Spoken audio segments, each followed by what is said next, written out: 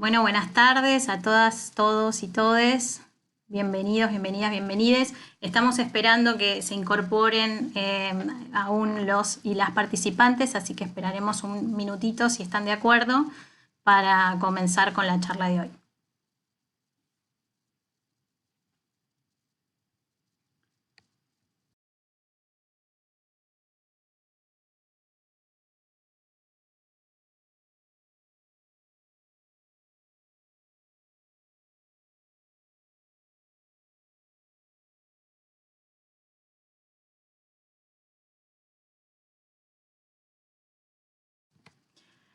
Bueno, se van incorporando participantes, así que les damos la bienvenida a esta sexta charla online del Observatorio de Derecho Internacional Humanitario. En esta oportunidad vamos a conversar sobre las comisiones de investigación de Naciones Unidas y el conflicto de Yemen. Como ustedes saben, el Observatorio de Derecho Internacional Humanitario viene llevando a cabo estas charlas y van a seguir sucediendo. Pueden ver las charlas anteriores en la web de la Facultad de Derecho, de la sección del Observatorio de Derecho Internacional Humanitario. En breve pondremos los datos en donde pueden ver y seguir toda la actividad y todas las noticias del Observatorio de Derecho Internacional Humanitario. En esta oportunidad, como les decía, contamos con la presencia de nuestra panelista estrella, María Cecilia Hércole, que le damos la bienvenida. Vamos a conversar con ella sobre las comisiones de investigación de Naciones Unidas y el conflicto de Yemen. Voy a leer una breve biografía de nuestra panelista del día de hoy. María Cecilia es en la actualidad analista del grupo de expertos eminentes de Naciones Unidas para Yemen dentro de la oficina de la Alta Comisionada de Naciones Unidas para los Derechos Humanos. Es argentina, abogada, egresada de la Universidad de Buenos Aires en el 2012, posee un LLM en Derecho Internacional y Protección de los Grupos en Situación de Vulnerabilidad del Graduate Institute of International and Development Studies en Ginebra, para lo cual obtuvo una beca de estudios. Cecilia lleva más de 7 años trabajando para la Oficina de la Alta Comisionada de Naciones Unidas para los Derechos Humanos en diferentes funciones, tanto en la sede de Ginebra como en oficinas del terreno, como es Líbano, en Bolivia. Ha trabajado también como oficial de Derechos Humanos en la sección de peticiones ante los órganos de tratados, la misión técnica en Bolivia y fondos humanitarios para la asistencia de víctimas de tortura y esclavitud. Antes de unirse a Naciones Unidas, Cecilia, quien es originaria del barrio de Caballito, sufrida hincha de Huracán y quien ha disfrutado la mayoría de sus veranos en familia en la costa marplatense, trabajó para las organizaciones de la sociedad civil en Ginebra, Suiza, como el Centro por los Derechos Civiles y Políticos e ILGA. En Washington también ha trabajado en CEGIL y en Buenos Aires en ASIG y Microjusticia Argentina. Y también para 2 estudios de abogados en Argentina, donde su foco principal era el arbitraje de inversiones. Fue allí, mientras preparaba los memos sobre arbitraje, cuando le empezó a picar ese bichito de cambiar el rumbo de su carrera, y fue en ese momento que decidió participar y cambiar unos 180 grados luego de participar de la competencia del RAPIC-T sobre Derecho Internacional Humanitario en el 2012, en el que representó a nuestra querida Universidad de Buenos Aires. Con esta breve presentación de nuestra panelista del día de hoy, le voy a pasar la palabra a María Cecilia Hércole. Gracias. Muchas gracias, Vale. Muchas gracias al Observatorio de DIH y a Marcos y a Emiliano y a todos los miembros y miembros del Observatorio. La verdad que para mí es un honor, estoy súper agradecida de haber sido invitada hoy. Muchas gracias a ustedes del otro lado por haber hecho el tiempo de estar hoy para iniciar esta conversación. Como suelo irme por las ramas y no poseo el poder de síntesis, creo que vamos a ir directamente a empezar a hablar del tema que nos compete hoy. Tengo una pequeña presentación, creo que las imágenes ayudan bastante, como para darle un poco de color al asunto.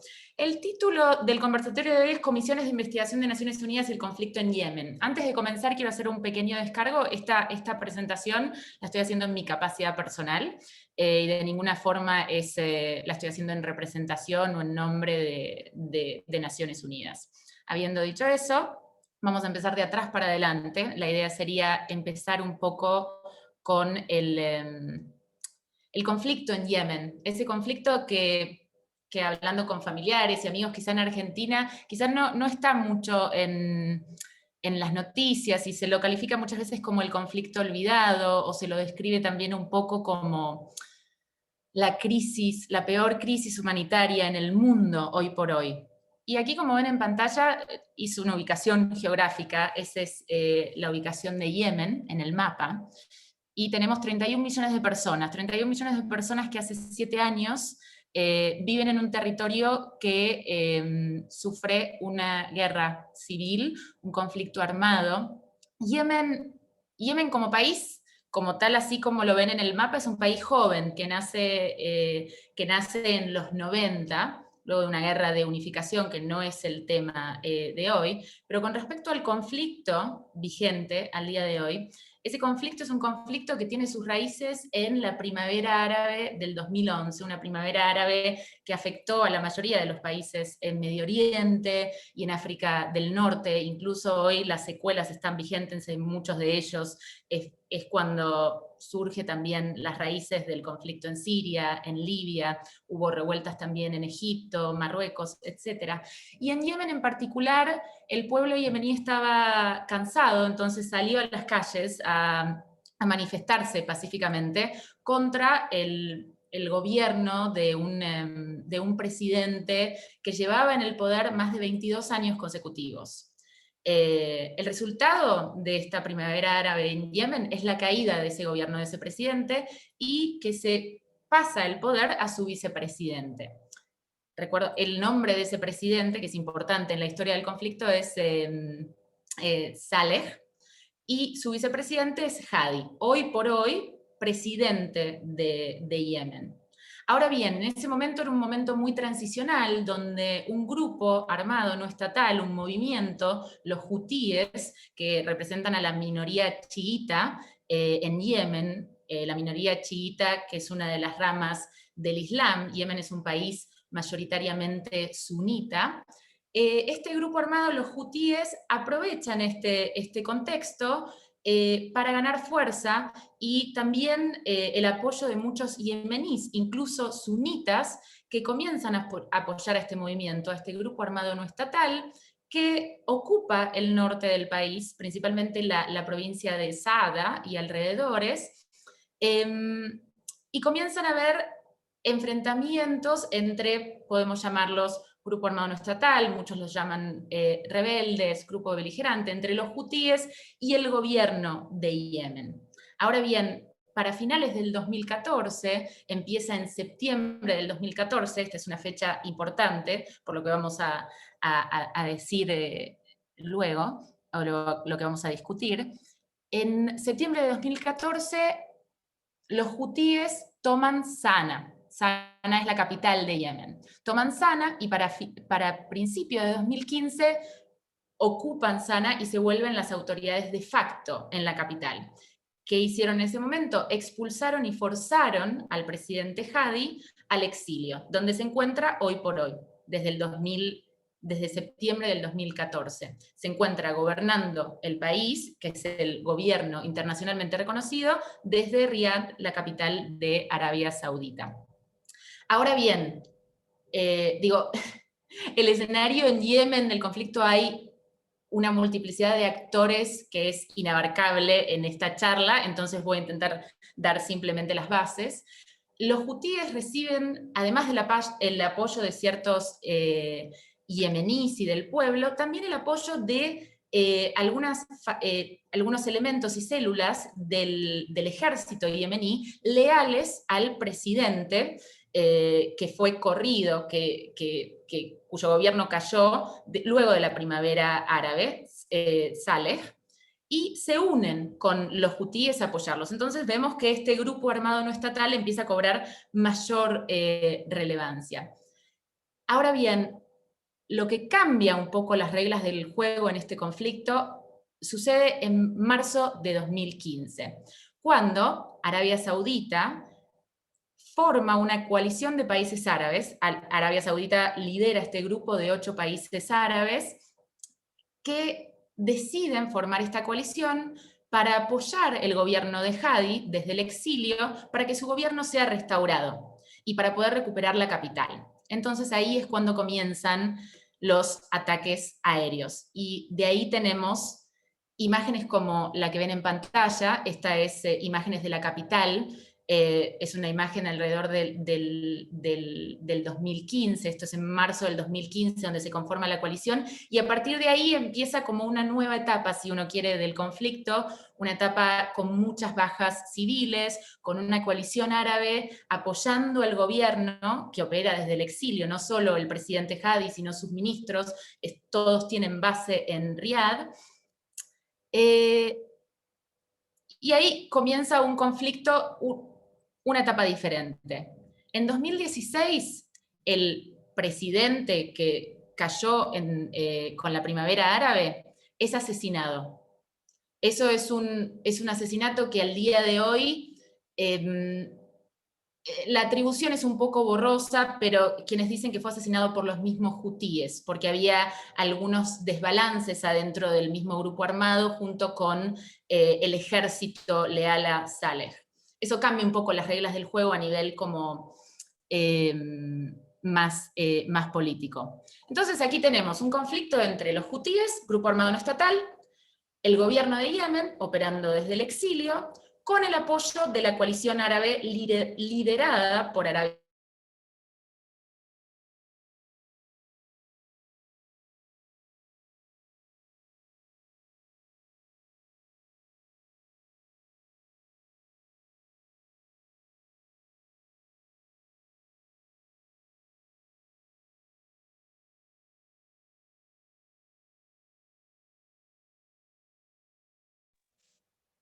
¿Aló? ¿Se cortó?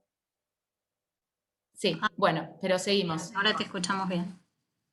Ah, pero creo que se dejó de compartir, perdón. Sí, se cortó por un minuto la conexión. Sí, perdón. Bueno, estaba recapitulando en el conflicto las partes que es lo importante de esto para tener un poco las bases. Grupo armado no estatal, hutíes, representando una minoría chiita del Islam, el gobierno de Yemen operando desde el exilio con el apoyo de esta coalición árabe que empieza con esta práctica repetida hasta la actualidad de principalmente ataques aéreos y otras violaciones de las que vamos a ir hablando.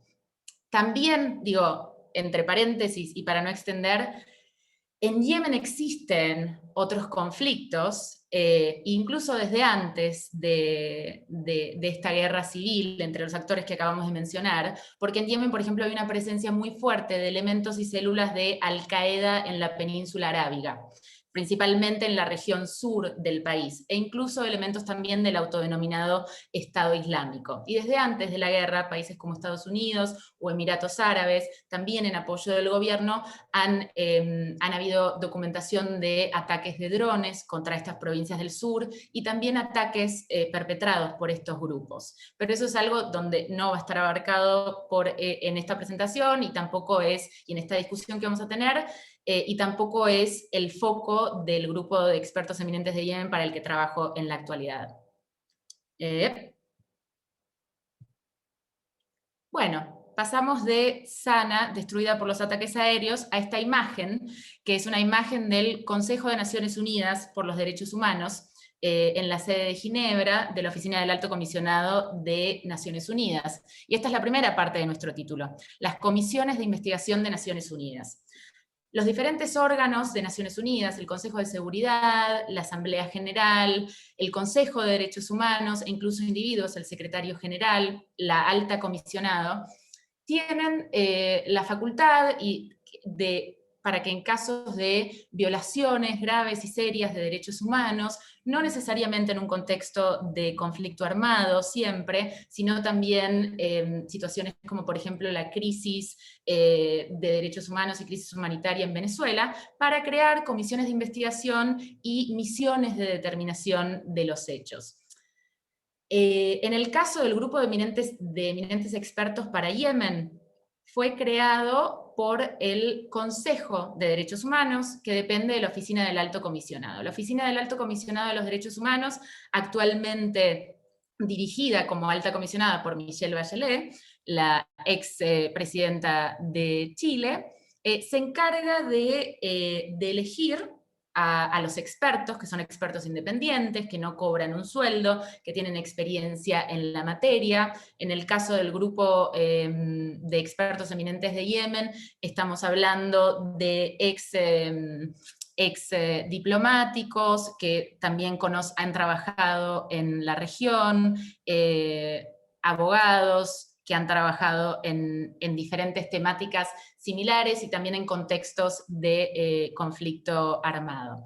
En este caso en particular, mi trabajo como analista, yo formo parte del grupo que presta asistencia especializada a los expertos para llevar adelante estas tareas de investigación. Ahora bien, ya yendo al grupo de expertos eminentes en Yemen. En septiembre de 2017, los miembros del Consejo de Derechos Humanos, que son 47, los miembros son estados, parte de Naciones Unidas, seleccionados por la Asamblea General, que los selecciona en base a diferentes criterios, hay diferentes cuotas geográficas, pusieron a votación una resolución, ya en 2017, estamos ya el conflicto tomando como punto de partida septiembre de 2014, ya a 3 años del inicio del conflicto en Yemen, y ven que la situación no mejora, hay nuevos actores, hay bajas civiles, nuevos tipos de violaciones, crisis humanitaria, deciden proponer la creación del grupo de expertos eminentes para Yemen. Tiene este nombre un poco con una parafernalia, pero en sí es una comisión de investigación. Simplemente el cambio se debe a diferentes negociaciones entre los estados, porque fue una negociación bastante álgida, porque como saben, por ejemplo, el Estado en cuestión, Yemen, o estados que formaban parte de la coalición árabe, se opusieron a la creación de este grupo, que finalmente obtuvo igual la mayoría de los votos para ser creado. Esto es un poco, la resolución salió en octubre del 2017 y los puntos que ven en pantalla es un poco las principales obligaciones, las principales facultades con las que el Consejo de Derechos Humanos dotó al grupo de expertos eminentes para hacer un seguimiento de la situación de derechos humanos, llevar a cabo investigaciones exhaustivas de violaciones y abusos de derecho internacional de los derechos humanos y otras ramas del derecho, desde septiembre de 2014, tomando en cuenta dimensiones de género. Bueno, así pueden verlo en pantalla. Este mandato fue renovado en 2018, en 2019, y por último, ahora en octubre del 2020. Como pueden ver, ha habido un cambio en el lenguaje utilizado en la última resolución, y algo que parece curioso y también me parece interesante es que este grupo de expertos, esta comisión de investigación sobre Yemen, que está siendo apoyada por la Oficina de la Alta Comisionada de Derechos Humanos, tiene una referencia directa a violaciones de derecho internacional humanitario. Y en ese sentido me parece interesante recalcar que no solo el grupo de expertos para Yemen, sino que relatores y relatoras especiales cada vez más hacen alusiones específicas a la aplicación y a la necesidad también de recurrir en determinados contextos, ¿no? Cuando estamos en un contexto pertinente, a referencias de derecho internacional humanitario. Entonces, con estos puntos de la resolución, me parece interesante hablar un poco de el alcance temporal del mandato del grupo para el que estoy trabajando actualmente. Se puso septiembre de 2014. Hay nada anterior a ese punto. De alguna forma, esto cuando uno está estudiando en la facultad Derecho Internacional Humanitario y hablan cuándo comienza el conflicto, quién dice cuándo comienza. Bueno, esta es una forma donde el grupo de estados, proponiendo la creación de este grupo, dijo: a partir de acá nosotros consideramos un poco el inicio del conflicto para que ustedes empiecen a realizar sus investigaciones. El alcance más sustantivo, se habla de derecho internacional de los derechos humanos y derecho internacional humanitario. el alcance más a nivel de sujetos y actores. La Oficina de la Alta Comisionada generalmente hace referencia a violaciones y abusos. Esto no está escrito mucho en ningún lado, pero la realidad es que desde la práctica, la oficina usa mucho la palabra abusos para referirse a aquellas violaciones de grupos o actores que no son estatales, como para poder también generar atribución y responsabilidad en esos casos. También se habla de las dimensiones de género. Generalmente, y es el caso también del grupo de expertos para Yemen, contamos con asesores o asesoras en género para saber cómo el conflicto afecta de manera diferente a una niña y un niño, a personas con identidad de género diversa, mujeres, hombres, y esto está también desde la metodología, ¿no? Desde la metodología nuestra de trabajo. Cuando, por ejemplo, una mujer fue víctima de violencia sexual, o es una mujer la que fue testigo ocular de un ataque aéreo o un bombardeo terrestre. Nuestro trabajo es entrevistar a esta persona, si logramos el contacto, etc. Y nos ha pasado, nos ha pasado que el hombre de la familia nos dice, yo voy a contar la historia por mi mujer. Ustedes no tienen acceso a hablar con ella. Esto es una cuestión, Yemen es una cultura muy, muy tribal, los roles de género están muy enraigados. Entonces, digo, uno no va a cambiar desde la metodología de investigación, ¿no? Algunas cuestiones, digamos, que no están dentro del mandato. Entonces tomamos ese testimonio como un testimonio secundario, no como un testimonio no como un testimonio primario de la víctima, de la sobreviviente. Para poder ir abarcando un poco más y dar más tiempo para las preguntas, voy a acelerar un poquito. Hay otras dimensiones de género, como cuestiones como algunas violaciones o prácticas tóxicas que ya existían en Yemen antes del conflicto, como el matrimonio infantil forzado, que en el caso de Yemen, con casi 5 millones de personas desplazadas internamente, y por una cuestión de proteger o prevenir eventuales violaciones, específicamente de incidentes de violencia sexual contra niñas y adolescentes, deciden casar a sus hijas como una cuestión de prevención, por ejemplo. Eso con respecto a las dimensiones de género. La identificación de los responsables. Generalmente en el transcurso de nuestras investigaciones, en primer lugar, se intenta recolectar información y evidencia que nos lleve a saber a qué parte del conflicto atribuir lo sucedido, atribuir una detención arbitraria, atribuir un incidente de violencia sexual, atribuir un bombardeo terrestre, atribuir un incidente de tortura.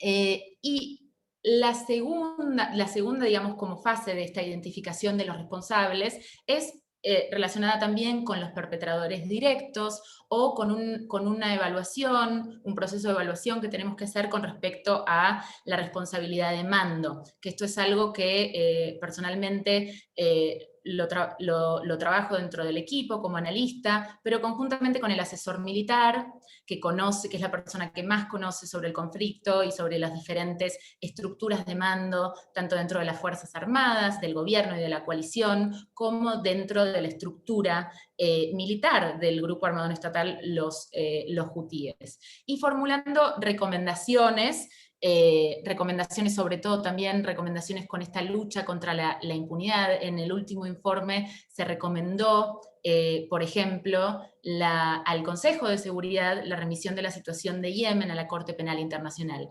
Yemen no es parte del Estatuto de Roma de la Corte Penal Internacional, ninguno de los, o la mayoría de los países que forman parte de la coalición tampoco lo son, pero el Consejo de Seguridad tiene la potestad para remitir la situación al fiscal de la Corte. También se propuso como una vía con esta lucha contra la impunidad, poder eventualmente en un futuro crear un mecanismo como el que existe hoy para Siria, el triple IM, el mecanismo imparcial, internacional, independiente, entre otras recomendaciones. Ahora, perdón, estoy teniendo... Bueno, esto no es una confusión, es un número. Si tuviéramos abiertos los micrófonos, le preguntaría qué son estos 23.093. Esto es un poco para dimensionar el tipo de conflicto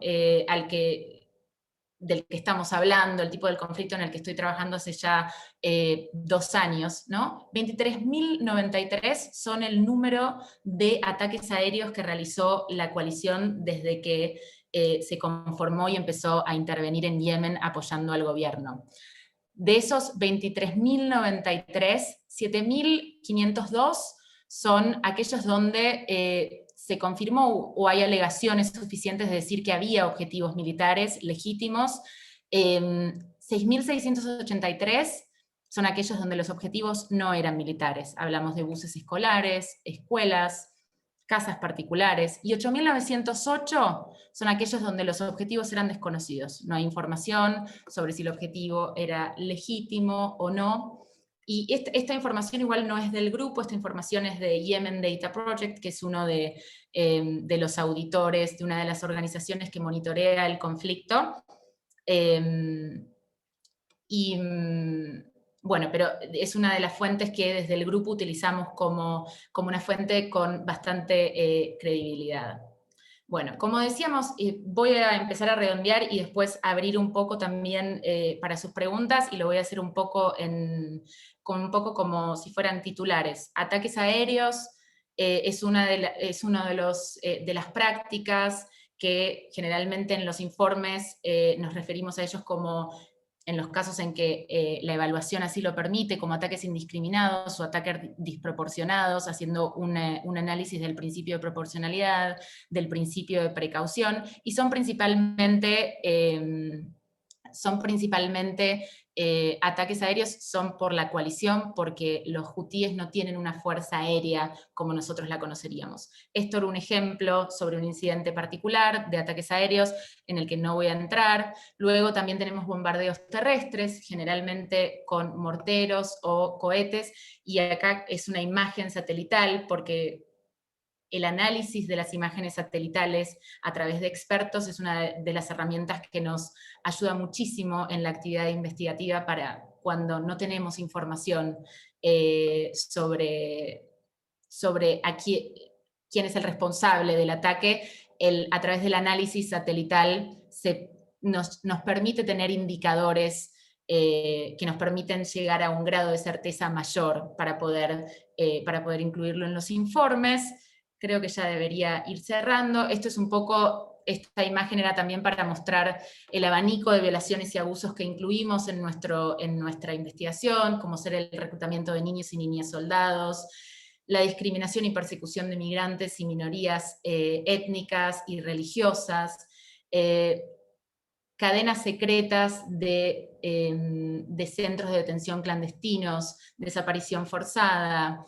En el campo humanitario también hay, y dentro de lo que es el derecho internacional humanitario, también hay una evaluación de eventuales ataques que afectan objetos indispensables para la supervivencia de la población civil, etcétera, etcétera, etcétera. Creo que voy a dejarlo un poco ahí porque creo que ya me estoy extendiendo con el tiempo, y me parece que en la sección de preguntas podemos abarcarlo. Cualquier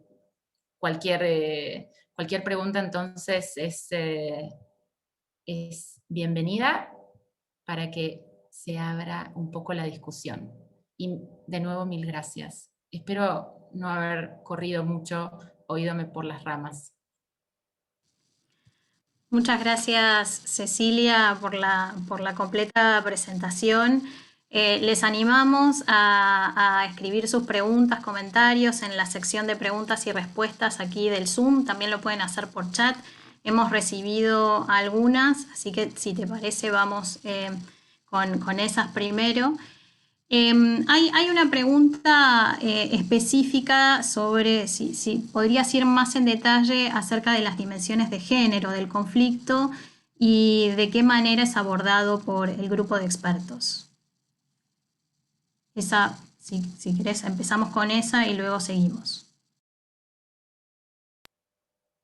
Muchas gracias por la pregunta, a quien sea que la haya hecho. Bueno, como se avanzaba un poco cuando hablábamos del mandato y de esto de tener en cuenta las dimensiones de género, es un poco, tiene dos aristas, ¿no? Un poco es cómo, no tan legal, el impacto de un conflicto en las diferentes integrantes de la sociedad en Yemen, y como decíamos, es esto de cómo, por ejemplo, en Yemen las bajas civiles generalmente son mayoritariamente de hombres, niños y adolescentes, masculinos.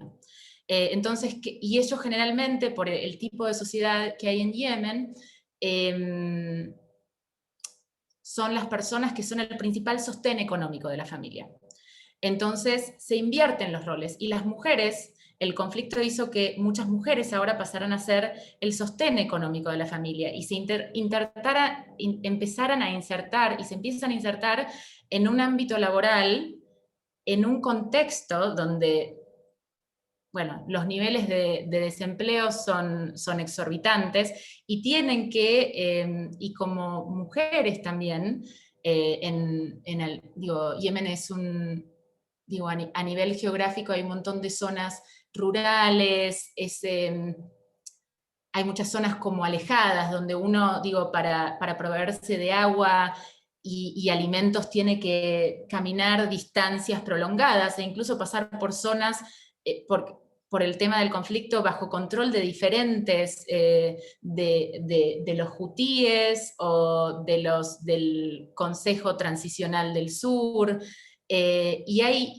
y eso también hace que los riesgos sean mayor con respecto a determinadas violaciones, como violaciones de incidentes de violencia sexual. Haciendo el paréntesis, desde el grupo también hemos investigado y hemos documentado incidencias de violencia sexual contra hombres y adolescentes, principalmente migrantes de origen africano. Lo que hemos visto también ahí es que cuando uno está recabando fuentes o contactos de personas que hayan sido víctimas, sobrevivientes o testigos, y es difícil en el contexto yemení hablar en voz alta, y quizás esto es un lugar común, pero lo hemos visto de primera mano. Es difícil que los hombres, niños y adolescentes hablen de estas incidencias de violencia sexual. Más metodológicamente, son generalmente son varias entrevistas para que la persona pueda hablar y compartir más en detalle este tipo de experiencias. Creo que voy a redondear ahí. También a la persona que lo haya hecho, lo invito también a ver el último informe, donde hubo un acercamiento también a la cuestión de la situación de la población LGTBI, en este contexto de conflicto armado, sin entrar en lo que es el nexo con el conflicto y las violaciones, sino que se exacerba una situación que era precedente al conflicto. Muchas gracias, Cecilia. Estamos recibiendo muchas preguntas, así que muchas gracias a todas y todos. En caso de que no lleguemos por el tiempo a contestarlas, también las pueden mandar al correo del observatorio y las contestaremos también luego de esta charla. Aquí hay una pregunta también con relación a si se han mantenido las tendencias de las violaciones de derechos humanos y de derecho internacional humanitario desde el primer informe hasta ahora. Y una pregunta más de tipo personal, si alguna de estas tendencias te sorprendió. Gracias, es una excelente pregunta, porque es un poco también parte de mi trabajo como analista, ¿no? Ver las tendencias en materia de violaciones de derechos humanos y derecho internacional humanitario, ver cómo estas violaciones crecen o se reducen en relación con los informes del grupo mismo y las recomendaciones. ¿Qué impacto tienen estas recomendaciones en el terreno? O si no hay impacto, ¿qué impacto? También algo que no mencioné, porque como decía, si no es inabarcable, pero en paralelo tenemos negociaciones de paz que están siendo llevadas a cabo por el enviado especial de Naciones Unidas, que es un puesto, Martin Griffiths en la actualidad, que va a cambiar prontamente. Tenemos esas negociaciones de paz por un lado. Tenemos un panel de expertos creado por el Consejo de Seguridad que tiene otro mandato. Tenemos también a las mismas partes que realizan acuerdos. No sé quién ha hecho la pregunta, pero si les interesa más como todo el contexto político, negociaciones, me parece que es interesante empezar por el acuerdo de Riad, que es un acuerdo que habla de un eventual alto el fuego, la crisis humanitaria, el pueblo yemení, y por otro lado tenemos también, por ejemplo, el Acuerdo de Estocolmo, que fue impulsado por el enviado de Naciones Unidas. Y un poco volviendo a la pregunta, perdón por haberme desviado, es interesante, y en un momento empecé, junto con la asesora legal, empezamos a ver un poco si en el terreno este tipo de acuerdos, como el Acuerdo de Riad, el Acuerdo de Estocolmo, estos acuerdos de intercambio de prisioneros, si cambiaba algo en el terreno. Y la realidad es que si uno sigue en la conducción de hostilidades, hay momentos. Apenas, por ejemplo, salió este acuerdo de Riad, hubo una reducción en el número de ataques aéreos por la coalición, pero luego se volvió a estabilizar. Es un ambiente como muy volátil. Con respecto a las recomendaciones y el impacto del grupo de expertos, como dije al principio, estoy hablando de mi capacidad personal, lamentablemente es un poco triste ver que si uno ve los últimos 3 informes, las recomendaciones son similares. Son similares porque las mismas prácticas y estos mismos patrones y tendencias siguen estando ahí. Por ejemplo, el grupo de expertos tiene contacto y tiene intercambios con las partes en el sentido de decir, se realizan pedidos de información. Por ejemplo, a la coalición árabe se le ha pedido información sobre el procedimiento militar de selección de objetivos militares, porque muchas de las veces en las que reconocen autoría por determinados ataques y dicen que hubo un objetivo militar, o dicen que en el techo de un edificio que forma parte de un complejo universitario, que en realidad era un centro de detención, había un almacenamiento de drones y que tenían información e inteligencia al respecto, no presentan la documentación avalándolo. Entonces, y eso sigue, ¿no? Sigue ahí presente. Y después también las tendencias y el tipo de violaciones, el incremento, la reducción, también se relaciona un poco con cómo se va moviendo la conducción de hostilidades en el terreno. Como por ejemplo el grupo, los hutíes van avanzando en nuevas provincias que antes estaban bajo el control del gobierno. Pero creo que me fui un poco, no sé si ahí como que tomé algo de la respuesta que puede interesarle a la persona o no, disculpas. Gracias, Cecilia. Hay muchas preguntas relacionadas al trabajo específico, ¿no? del grupo eminente de expertos. Así que voy a tomar algunas de ellas en partes, ¿no? Para que puedas contestar. Una de las preguntas sencillas es cuáles son las tareas cotidianas, ¿no? del grupo eminente de expertos.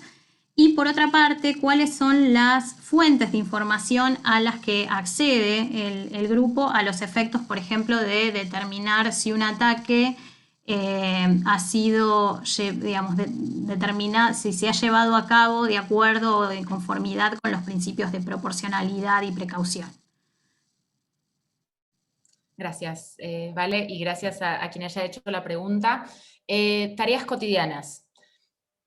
Depende quién seas en el equipo. El equipo está conformado por investigadores e investigadores, que su principal tarea es el contacto con fuentes, es la realización de entrevistas con fuentes primarias, como digamos, metodológicamente nos referiríamos a fuentes primarias, víctimas, sobrevivientes, testigos, y con fuentes secundarias, muchas veces fuentes secundarias podría ser, por ejemplo, un staff de una ONG que estaba en el terreno y se acercó al lugar en el que fue impactado por un ataque aéreo. Entonces esa persona, por ejemplo, dice, no, la verdad que de mis observaciones, ahí voy a hacer un bracket ahora sobre el acceso del grupo al territorio, ¿no? Pero digo, de mis observaciones, parecía no haber ningún objetivo militar. Esto parecía ser un centro de detención. No parecía ser una fábrica de drones, porque eventualmente uno podría pensar que, bueno, si hay una fábrica de drones y tenemos un ataque aéreo, la ventaja anticipada militar podría ser algo a nivel de evaluar con respecto a las eventuales bajas civiles, incluso si el número de bajas civiles a uno le parecería, desde un punto de vista más empático, le parecería un número alto, ¿no? Con respecto al tema de la conducción de entrevistas, el grupo, cuando fue creado en el 2017, en ese momento tenía acceso al territorio yemení por todas las partes involucradas. Eso permitía que los investigadores, investigadoras, analistas y los miembros, incluso los expertos independientes del grupo, estuvieron en Yemen. A partir del segundo mandato, y esto también es una opinión personal, yo creo que por las repercusiones de los hallazgos en materia de violaciones y abusos por las diferentes partes, ambas partes principales negaron el acceso del grupo al terreno.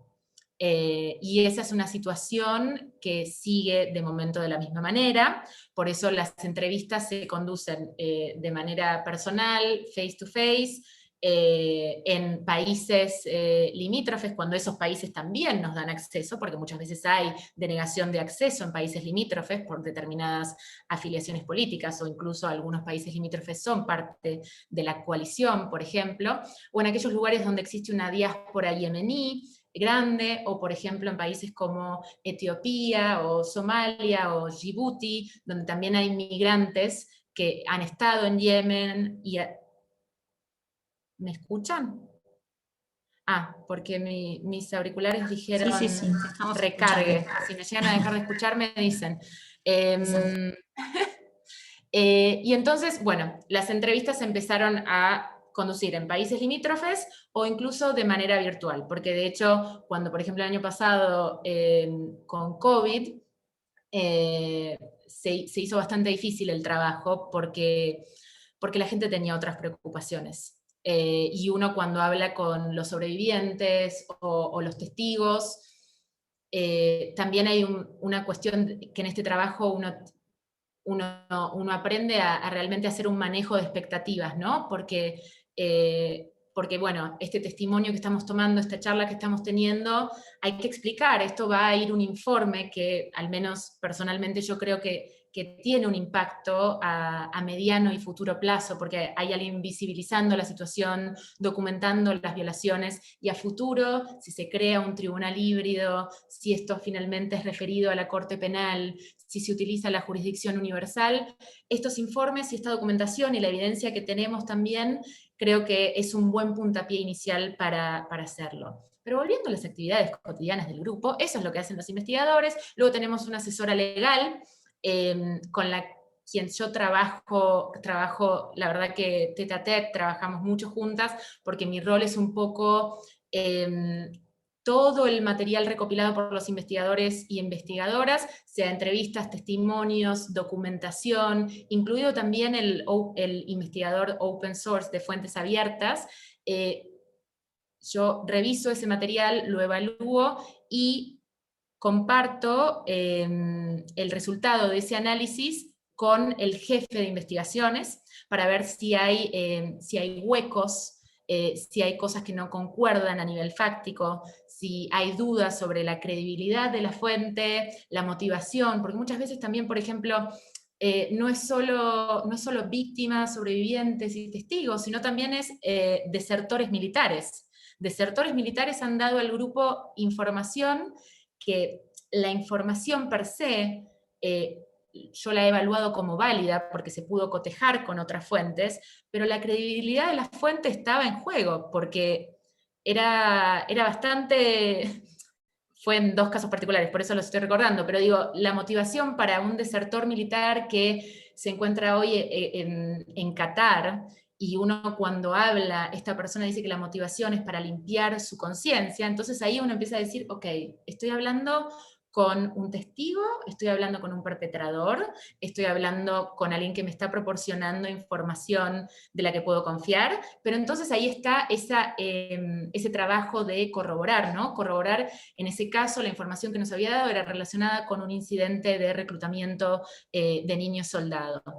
Y por otra fuente conseguimos documentación, documentos que tenían sellos originales que a través del asesor militar y a través del investigador de fuentes abiertas, open source, pudimos básicamente tener razones suficientes para creer que eran legítimos. Es algo que no dije antes, hay un estándar de prueba, un estándar de el nivel de certeza que el grupo tiene que tener para poner información en el informe. Y ese es, en inglés, reasonable grounds to believe, o sea, razones suficientes para creer que esto sucedió y para creer que esto equivale a una violación. Y eso es mi trabajo también, ¿no? Ver los elementos de la violación y unirlos con los elementos fácticos. Por ejemplo, cuando investigamos desaparición forzada, siempre que, o sea, las informaciones de los testimonios con los familiares de las personas que al día de hoy están desaparecidas,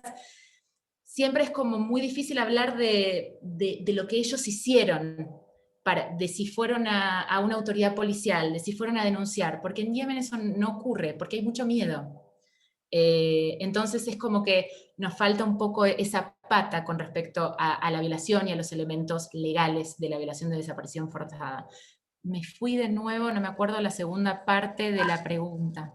No, fuiste contestando y además fuiste contestando otras preguntas que también estaban ligadas al trabajo del grupo de expertos, así que voy a pasar a otras de las preguntas porque tenemos un rato más y queremos aprovecharlo. Referente a las recomendaciones que emite el grupo de expertos, hay algunas preguntas que una referida a si podrías dar algún ejemplo de alguna que se haya puesto en práctica, ¿no? Y que haya tenido un impacto digamos, en ese contexto. Otra pregunta también ligada a las recomendaciones que hace Agustina Correa es sobre si han habido recomendaciones respecto a personas refugiadas o personas que han sido desplazadas por el conflicto.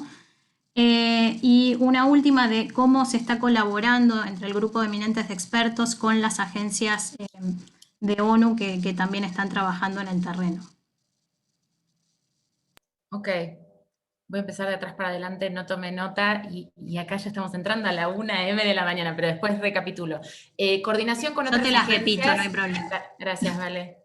Tus lentes son lo que me mantienen. Coordinación con otras agencias y otros organismos de la ONU.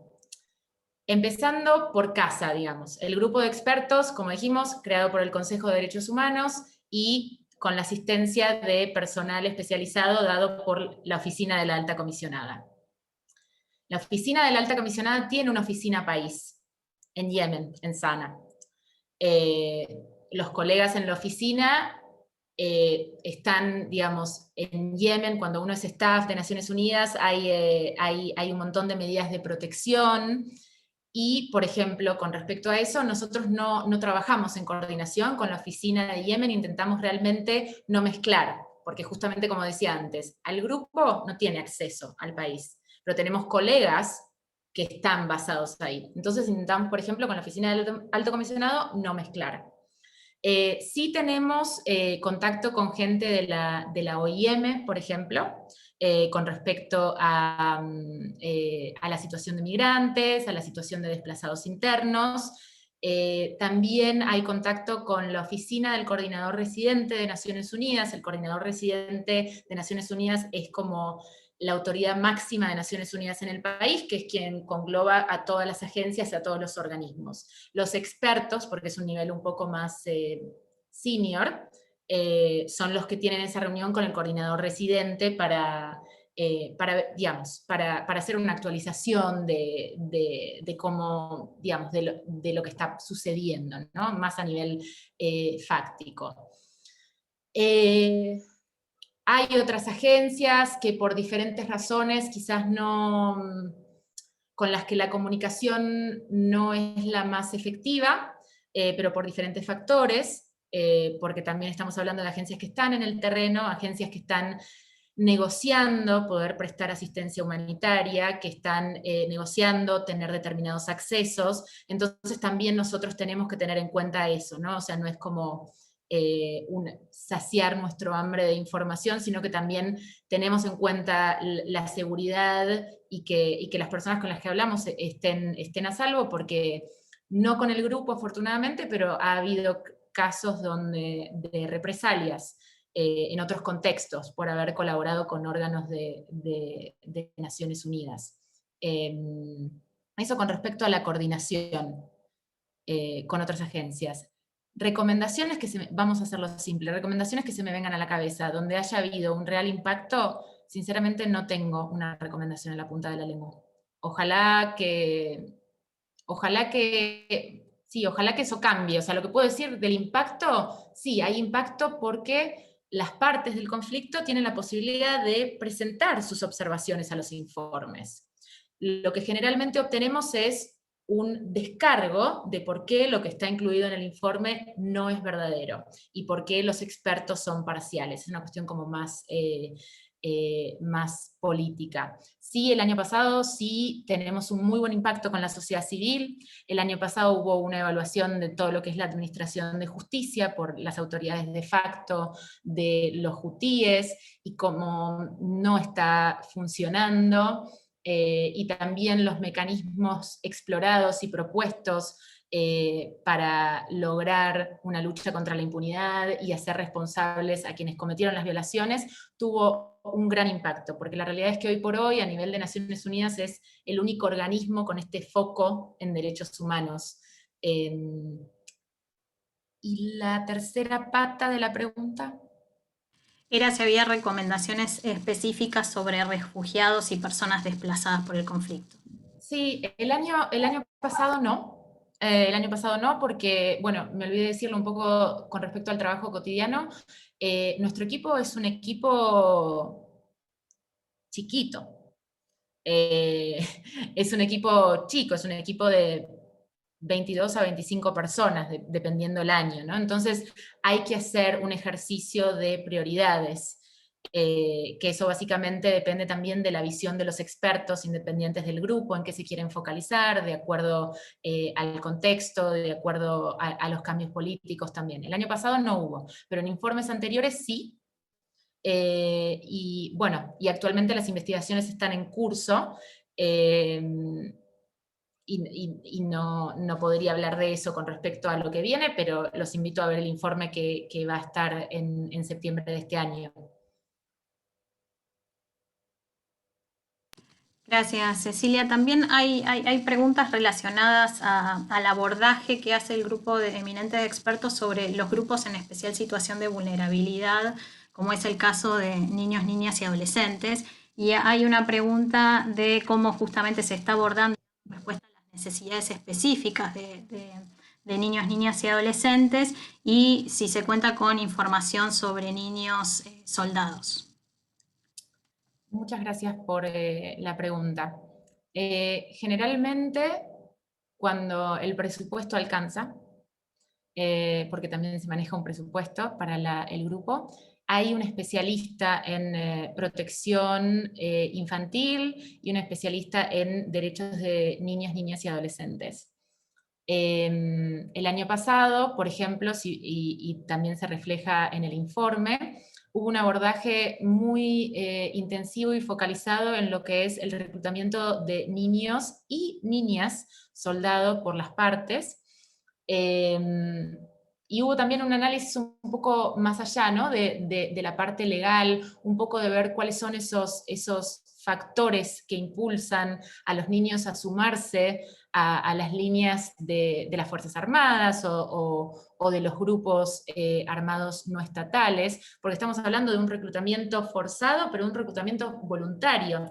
Y lo que salió a la luz era que de los casos investigados, que son solamente una muestra gratis del globo, que es el reclutamiento de niños en Yemen, la mayoría eran reclutamientos voluntarios y los factores que hacían que los niños quisieran sumarse eran factores económicos, porque sus primos o sus amigos se habían sumado y hablaban del salario que recibían. De hecho, hubo testimonios donde se hablaba de una comparación del salario de un niño soldado de la coalición y el salario de un niño soldado con los hutis, ¿no?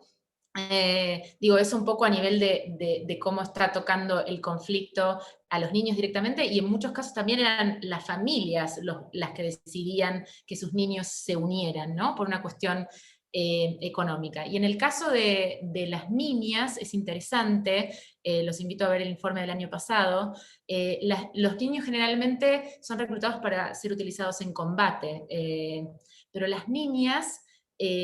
sobre todo, la investigación del año pasado se focalizó en el reclutamiento de niñas por los hutíes, son reclutadas para ser de espías, ¿no?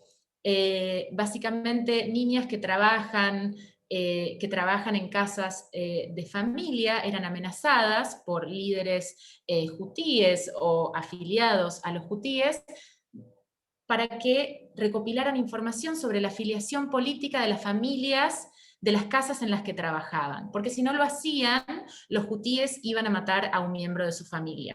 Y eso también era el primer paso para que en algunos de los casos investigados las niñas eran reclutadas para la Sanaviat. Sanaviat es la fuerza policíaca femenina de los hutíes, pero para poder entrar a la Sanaviat hay que pasar como una serie de pasos y rituales. Se empieza como, de la información investigada del año pasado, ¿no? Se empieza siendo como espía, luego hay que entrenarse porque hay una serie de como lecciones que uno lo vería como indoctrinamiento, ¿no? En la ideología e idiosincrasia hutíe, que me lleva un poco a esto de las minorías o los grupos en situación de vulnerabilidad. Por ejemplo, cuando hablamos de la parte de los hutíes, este grupo no estatal, en su bandera, en su estandarte, ya empieza por un eslogan de persecución de los judíos. Los judíos, los cristianos, la minoría religiosa Bahá'í, la minoría étnica muhammadín, son grupos que siempre estuvieron en Yemen en una situación de vulnerabilidad, pero ahora con el conflicto, su persecución, discriminación y violaciones con ellos se exacerba. Por ejemplo, los muhammadín. Muhammadín en árabe significa los que están al margen, que se los considera como los descendientes de esclavos etíopes y se los discrimina. Es una cuestión más de castas, como lo que uno puede tener en India. Entonces, antes del conflicto, los muhammadín, si estaban en la escuela, se sentaban atrás, no podían tocar los libros, etc. Hoy, los muhammadín, como que por la situación también de crisis, están en una situación de crisis humanitaria, total, de pobreza, etcétera, son muchas veces el primer target de reclutamiento para Fuerzas Armadas, para las fuerzas de un grupo armado no estatal o de un grupo paramilitar, ¿no? Son como el primer target. Lamentablemente, con relación a la comunidad judía en Yemen, la situación es triste. Es triste. Creo que al día de hoy nosotros hay como varias cuestiones, ¿no? de protección, por eso muchas veces la información no se termina compartiendo, de protección de las fuentes, porque hoy por hoy quedan personas contadas quizás hasta con los dedos de estas dos manos de la comunidad judía hoy en Yemen.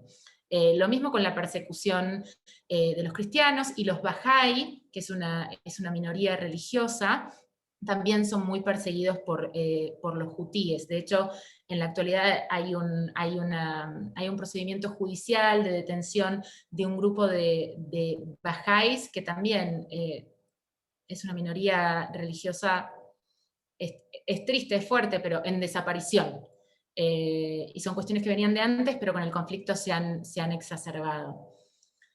¿Cuál era?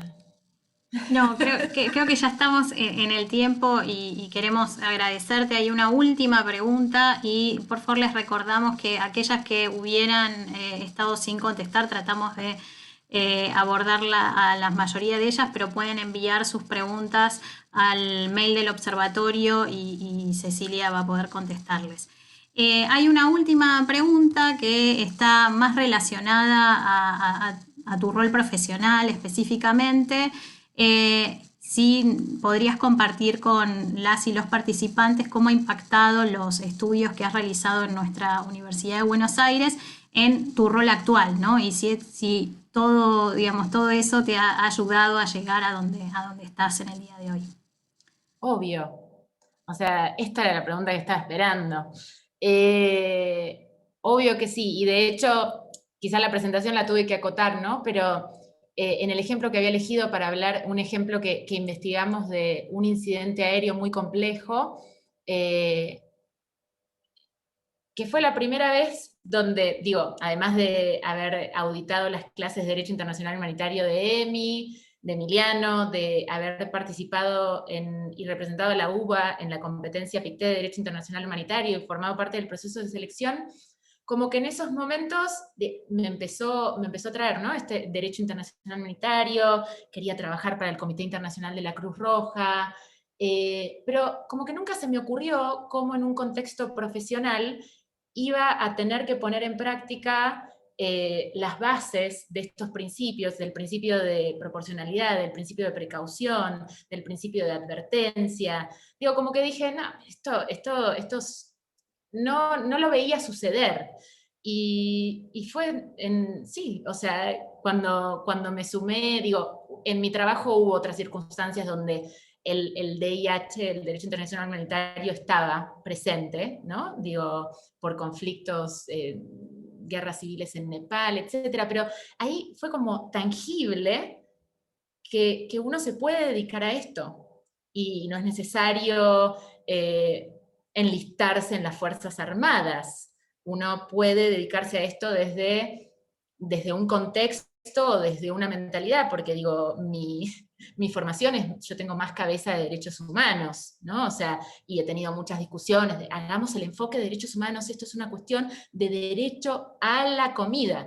No, y entonces viene alguien y dice, no, este es un enfoque de hacer padecer hambre como método de guerra. Entonces, y esas conversaciones es muy loco. Para mí es muy interesante, estoy sonando muy nerd en este momento, pero respondiendo a tu pregunta, sí, tuvo un gran impacto la educación con respecto al derecho internacional humanitario, digo, PICTEC, las clases, de hecho es gracioso que yo, una de las personas, de los coordinadores en ese momento del PICTE en el que yo participé, terminó siendo mi jefe hace 2 años, y nosotros nos habíamos conocido en esta competencia que gracias al apoyo de la UBA yo tuve la posibilidad de participar. Y esta misma persona que yo conocí en un ámbito académico representando a mi universidad, terminó 5 años después convirtiéndose en mi jefe y terminamos par a par trabajando juntos con Derecho Internacional Humanitario. Digo, las posibilidades que me dio la UBA en ese sentido son innegables. Y de hecho, gracias a la UBA también tuve la posibilidad de obtener una beca de estudios, y uno cuando va al exterior, cuando participas en estas competencias que, o sea, imagino que hay varios estudiantes ahí, anótense con N al final, anótense porque es una posibilidad única y repetible, y uno se da cuenta el tipo de educación y de calidad educativa que tenemos en Buenos Aires y en la Facultad de Derecho. Es innegable. Y estudiar idiomas es importante. Muchas gracias, Ceci. Realmente agradecemos mucho por tu intervención. La verdad que ha sido muy rica. Obviamente nos surgen un montón de preguntas, nos van a seguir surgiendo y ahí ya pusimos el mail del observatorio para quienes quieran hacer otras preguntas sobre la presentación. Agradecemos, sabemos que es muy tarde, así que te agradecemos enormemente que hayas podido estar en esta 6ª charla online del Observatorio de Derecho Internacional Humanitario. La próxima charla que tendremos es en el mes de agosto, así que por favor estén estén alerta en las redes y a los mails del observatorio, que les va a llegar esa información. Y obviamente también va a empezar nuevamente el nuevo proceso de Jean Pictet, como Cecilia dijo, como un momento muy importante, así que invitamos a las y los estudiantes también a ser parte de ese proceso. Agradezco a mis compañeros Marcos Kotlik, Emiliano Wiss, que estuvieron también haciendo el soporte técnico de esta charla, y a todo el equipo del Observatorio de DIH, y nuevamente muchas gracias, Cecilia, por tu tiempo y por la excelente presentación de hoy. Muchas gracias, nos vemos en agosto.